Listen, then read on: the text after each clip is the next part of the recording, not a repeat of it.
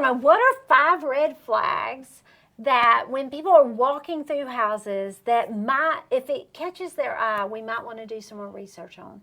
Cracks in the walls, around doorways, windows, along the ceilings, any kind of trim work, things like that, because it's 2 types of cracks. So, right. Yeah, because it could be that they're just settlement cracks. Right. Or it could be foundation issues. Oof. So how do we know? Well, one would be get an inspection. So if you were to put an offer in on a house, the inspector more than likely will be able to say, this looks like an issue. You really might want to get someone in here to look at the foundation, things like that. And I think sometimes so like I had a house one time that I was in, and so we noticed the crack on the second floor, but when we went back downstairs to the main floor, it was hitting in the same wall. And then when we went to the basement, it was hitting in the same wall. And it was like a really big deal. Yeah. So, all right, so what's the second one?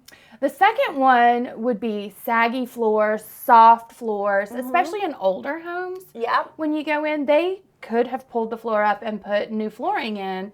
But if there's truly an issue with the floor and they didn't fix it, new flooring's not going to help. So, like, a lot of times this happens in bathrooms because there's been a leak or something. So the plywood underneath the flooring is rotten, and they just slap on some new vinyl, and you step on it, and you're like, oh, I'm gonna fall through. So we don't want that. And then waves. Sometimes you can see waves, you know, and sometimes you can feel them when you're walking through the house. They could be very significant. And sometimes it's what we would call normal if it's an older house. And sometimes it's just the type of house. Like we both have been in houses where the squeaking. Oh, yeah. You hear the squeaking. That's really not an issue. It's just how they did the houses back then. There's just some squeakiness, you know. Somebody's going to write me back and be like, here's how you fix it. But it's not an easy fix. No. It's not an easy fix. So if your floors squeak, you might just have to deal with squeaky floors. What's another one? There could be water in the crawl space. That's never a good sign. No, we don't want to see water. Sometimes that can be costly to fix as well. And sometimes it's simple as a pump or something, but we do see water in the crawl space a lot of times if the gutters aren't right. If people would just, so here's a homeowner tip for you. If your gutters come straight down and all the water's going right down by your crawl space or your basement, the water is going to go where it's not supposed to. So go buy you those little plastic tubey things or the fan. They're like a it's the little. It looks like a little dish you put out at the end of your gutter, and it pushes it away from the house. I don't know what they're called. But just go in and be like, where's the thing like that? But yes, divert that water away because you do not want water in the crawl space. What's another one?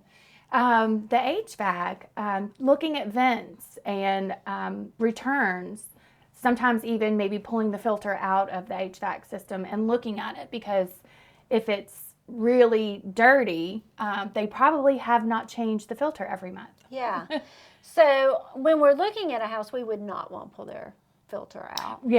But you can kind of see it a lot of times in the air vents, if there's those caterpillars, I like to call them. If they're not cleaning those, they're probably not changing the vents either. So if you see that, a home inspection. Another one, and this is personal preference, but like if I see the caterpillars and I know they have indoor animals, I do worry more about the buildup of hair and stuff in the HVAC system. But you can have them cleaned and stuff like that. What's another one? Water spots on the ceilings. Oh, definitely. Yep. Because especially under bathrooms. Yes, because there's a leak. I mean, that's what it is. And we'll see water spots, and a home inspector will put a water meter on it to see if it's actually moist or if it's been fixed. But, is there anything else? Wood rot outside. That can be another maintenance type thing. Maybe they didn't keep the house up or paint if it needed to be painted, things like that. So out of those, but we're talking about some that are delayed maintenance. So if you are a seller, listen and think, do I need to check on these things? And then if you're a buyer and you see delayed maintenance, it's just a little bit of a red flag in that when you first buy that house, you might have a list of things that you want to take care of before they turn into major problems. Right.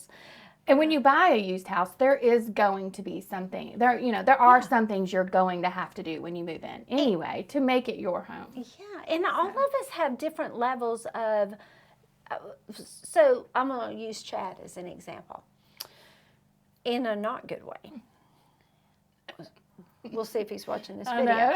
But like for him, it's so weird what some people like will stay on top of. Mm-hmm. And then other things that, like, he cleans the gutters out religiously. Like, we have those cleaned out all the time. And then there's things that bug me that he just, I didn't even notice that. I think that's every household, though. Yeah. I do, yeah. So one set of delayed maintenance, it could just be they didn't see it, but you just want to pay attention. Yeah.